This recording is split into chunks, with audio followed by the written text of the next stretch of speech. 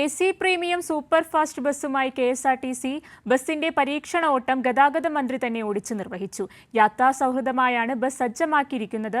Bus ഓണത്തിന് പൊതുജനങ്ങൾക്കായി service ആരംഭിക്കും. ആദ്യഘട്ടത്തിൽ 48 എണ്ണം ഉൾപ്പെടെ മൊത്തം 220 AC ബസ്സുകളാണ് KSRTC വാങ്ങുന്നത്.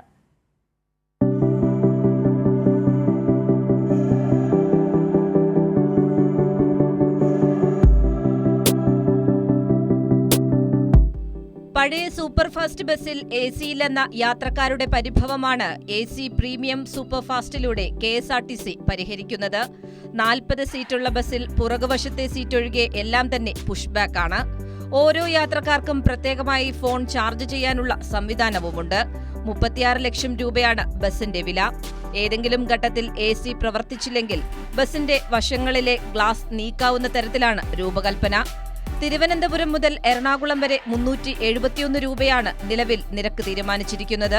തിരുവനന്തപുരത്തെത്തിച്ച ഒരു ബസിന്റെ പരീക്ഷണോട്ടം ഗതാഗത മന്ത്രി ഗണേഷ് കുമാർ ബസ്സോടിച്ച് നിർവഹിച്ചു.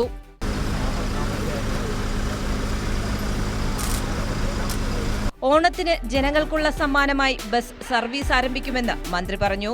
പിന്നെ വൈഫൈ ഒരു നിശ്ചിത അളവിൽ അത് ഞങ്ങൾ CMD ആയിട്ട് സംസാരിച്ചതിന് ശേഷം തീരുമാനിക്കും. നിശ്ചിത അളവ് വൈഫൈ ഫ്രീ ആയിട്ട് കൊടുക്കും. എല്ലാ ക്യാമറകളെല്ലാം ഉണ്ടാവും, എല്ലാ സൗകര്യം ഉണ്ടാവും. പിന്നെ അതിനകത്ത് കുടിക്കാനുള്ള വെള്ളം ഇങ്ങനെയുള്ള കാര്യങ്ങളെല്ലാം പർച്ചേസ് ചെയ്യാനുള്ള സൗകര്യം ഉണ്ടാവും.